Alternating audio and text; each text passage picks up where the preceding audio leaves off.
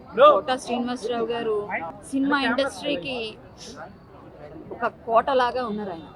ఆయన లేకుండా ఏ క్యారెక్టర్ని మనం ఊహించుకోలేం. ఏ సినిమా ఏ క్యారెక్టర్ చేసినా అందులో పరకాయ ప్రవేశం.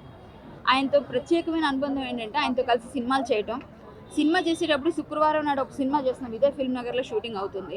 ఆ చివర ఆ రోజు శుక్రవారం నా రెమ్యూనరేషన్లో ఇదిగోండి అని చెప్పి మాకు అందరికీ ఆడవాళ్ళందరికీ 500 రూపాయలు నోట్ ఇచ్చి మీరు దాచుకోండి, మీకు మంచి జరుగుతుంది, మీరు గాజులు వేయించుకోండి అని చెప్పారు. మంచి సంస్కారం, అసలు తెలుగు భాషాభిమానం. నేను ఎప్పుడు రెగ్యులర్గా వస్తాను వాళ్ళ ఇంటికి, రెగ్యులర్గా వచ్చి ప్రతి పుట్టినరోజుకి వస్తాను, మామూలుగా కూడా ఇటు వెళ్తుంటే వస్తాను, ఎందుకంటే పెద్దవాళ్ళని పలకరించాలి. ఆయన నన్ను విని పిలిచి పాటలు పాడించుకుని విని కళ్ళ వెంట నీళ్లు కార్చి ఎంత బాగా పాడేవే కళ్యాణి అనేవారు. నేను ఒక సీరియల్లో విలన్ వేషం వేస్తుంటే నాకు అతిపెద్ద అవార్డు అని ఫీల్ అవుతాను.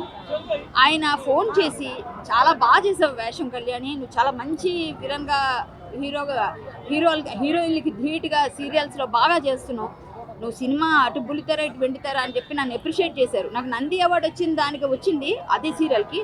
కానీ ఈయన ఇచ్చిన కాంప్లిమెంట్ నేను ఎప్పటికీ కూడా అలా ఫోన్ రికార్డ్ పెట్టుకున్నాను. మొన్న కాల్ చేసి ప్రతి పుట్టినరోజుకి వస్తాను, ఈరోజు నేను విజయనగరంలో ఉన్నానండి గురువుగారు, మళ్ళీ వస్తానని చెప్తే వచ్చాక వద్దులే ముందు పని చూసుకో అన్నారు. రాగానే ఇలా అయిపోయింది. కానీ నేను ఫేస్బుక్లో ఆ రోజు పోస్ట్ పెడితే అది వేలల్లో వెళ్ళిపోయింది. ఆయనకున్న అభిమానులు అలా ఉన్నారు బయట.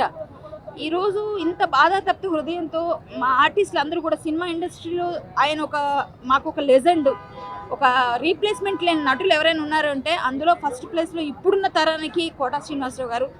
ఆయన నిక్కచ్చిగా మాట్లాడతారు, ఎవ్వరి వెనకోటి ముందు ఒకటి మాట్లాడే అలవాటే లేదు, మొహం మీద చెప్తారు, మొహం మీద తిడతారు.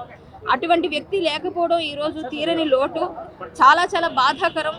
వారి కుటుంబానికి ప్రగాఢ సానుభూతి, వారి ఆత్మకు శాంతి చేకూరాలని కోరుతున్నాను.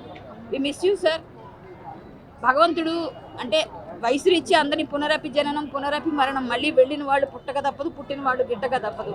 తెలిసినప్పటికి కూడా ఒక మనిషి ఆత్మీయుడు ఇంట్లో మనిషి వెళ్ళిపోతే ఎంత పెయిన్ ఉంటుందో అంత బాగా ఉంది.